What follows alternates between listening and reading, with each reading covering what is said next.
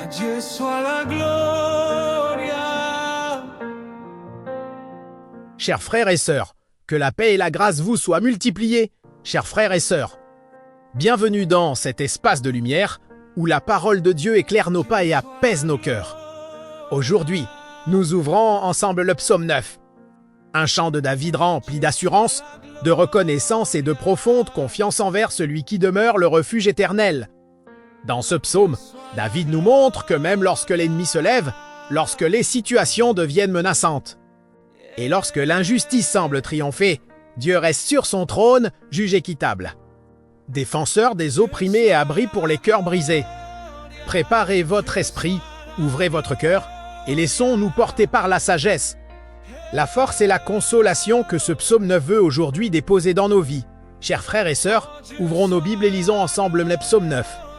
Au chef des chantres, psaume de David. Je louerai l'Éternel de tout mon cœur. Je raconterai toutes tes merveilles. Je ferai de toi le sujet de ma joie et de mon allégresse. Je chanterai ton nom, Dieu très haut. Mes ennemis reculent, ils chancellent, ils périssent devant ta face. Car tu soutiens mon droit et ma cause, tu sièges sur ton trône en juste juge. Tu châties les nations, tu détruis le méchant, tu effaces leur nom pour toujours et à perpétuité. Plus d'ennemis, des ruines éternelles, des villes que tu as renversées, leur souvenir est anéanti. L'Éternel règne à jamais, il a dressé son trône pour le jugement. Il juge le monde avec justice, il juge les peuples avec droiture. L'Éternel est un refuge pour l'opprimé, un refuge au temps de la détresse. Ceux qui connaissent ton nom se confient en toi, car tu n'abandonnes pas ceux qui te cherchent, ô Éternel. Chantez à l'Éternel, qui réside en Sion, publié parmi les peuples ses hauts faits. Car il venge le sang et se souvient des malheureux, il n'oublie pas leurs cris. Aie pitié de moi, Éternel. Vois la misère où me réduisent mes ennemis.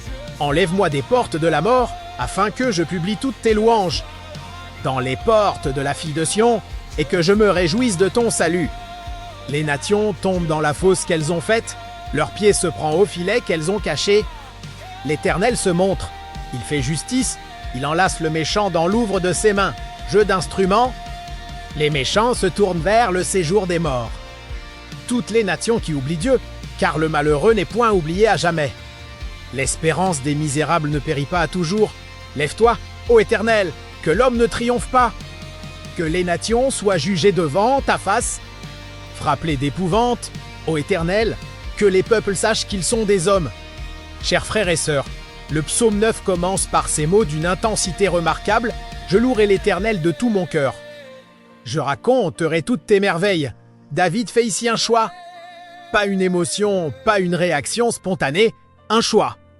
Le choix de la louange, le choix de la gratitude, le choix de regarder Dieu plutôt que l'ennemi. Et cela nous enseigne une vérité essentielle, la louange n'attend pas la victoire pour éclater. Elle provoque la victoire, elle prépare la victoire, elle crie la victoire avant de l'avoir. David affirme. Mes ennemis reculent, ils chancellent. Ils périssent devant ta face. Non parce que David est fort, mais parce que Dieu combat pour lui. Ce psaume nous révèle un Dieu qui ne reste jamais indifférent devant l'oppression. Un Dieu qui voit, qui entend, qui juge avec justice, le texte dit. L'Éternel siège à jamais, il a dressé son trône pour le jugement. C'est une déclaration puissante dans un monde où tant de gens souffrent d'injustice, d'abus, de trahison, de mensonges. Ce que David nous rappelle ici, c'est que même lorsque la terre tremble, le trône de Dieu ne bouge pas, et quand le monde semble s'effondrer autour de toi, quand les décisions injustes tombent, quand les gens se lient contre toi et cherchent à te diminuer, quand tu ne sais plus à qui faire confiance, il existe un lieu, un refuge, un abri sûr. L'Éternel est un refuge pour l'opprimé, un refuge au temps de la détresse. Ces mots ne sont pas poétiques seulement, ils sont une promesse, une direction, un ancrage. Dieu n'est pas seulement un refuge après la tempête, il est un refuge pendant la tempête. Plus nous avançons dans ce psaume, plus nous découvrons une alternance entre la louange et la justice divine. David célèbre les victoires déjà accomplies, mais il parle aussi avec assurance des interventions futures de Dieu. Ceux qui connaissent ton nom se confient en toi, car tu n'abandonnes pas ceux qui te cherchent. Connaître le nom de Dieu, ce n'est pas seulement connaître un mot, c'est comprendre sa nature. C'est expérimenter sa fidélité, c'est reconnaître sa puissance, sa douceur et sa présence. Dieu n'abandonne pas, il n'abandonne pas les cœurs sincères. Il n'abandonne pas ceux qui crient vers lui dans le secret. Il n'abandonne pas ceux qui persévèrent quand tout devient lourd. Puis David fait un constat fort. Les nations qui défient Dieu finissent par disparaître, mais sa parole demeure. L'histoire change, les royaumes tombent, les puissances se succèdent. Mais le Dieu de justice reste le même. Le psaume continue avec une nuance personnelle, presque intime, et pitié de moi, éternel. Vois la misère où me réduisent mes ennemis. Malgré sa foi, malgré sa louange, malgré ses victoires passées, David n'est pas invincible.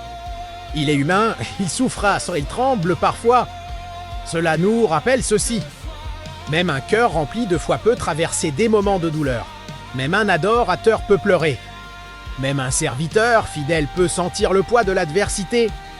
Mais ce qui fait la force d'un enfant de Dieu n'est pas l'absence de combat. C'est sa capacité à revenir dans la présence de Dieu encore et encore. Dans les derniers versets, David affirme « L'homme n'est que vanité. Fais-leur peur, Éternel. » C'est sa manière de dire « Seigneur, montre ta souveraineté. » Que l'humanité se souvienne que tu es Dieu et que nous sommes dépendants de toi, cette phrase, aussi simple soit-elle, nous place dans une posture d'humilité. Elle nous rappelle que sans Dieu, nous ne sommes que poussière. Mais avec Dieu, nous devenons forts, capables, protégés, soutenus.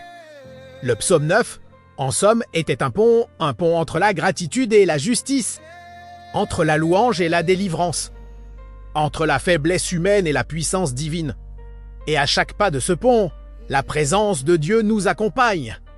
Bien-aimés, le psaume 9 nous appelle à une profonde vérité agitée. La louange n'est pas seulement un chant, c'est une arme. La justice n'est pas un rêve, c'est une promesse. La présence de Dieu n'est pas un concept, c'est une réalité. Lorsque l'ennemi se lève, loue. Lorsque la peur s'approche, réfugie-toi dans Dieu. Lorsque l'injustice frappe, pour que Dieu siège éternellement sur son trône. Que ce psaume continue de résonner dans votre esprit, qu'il restaure votre paix. Ranime votre foi et renouvelle votre confiance en un Dieu qui n'abandonne jamais. Que la paix du Seigneur vous accompagne et que sa lumière éclaire chacun de vos pas.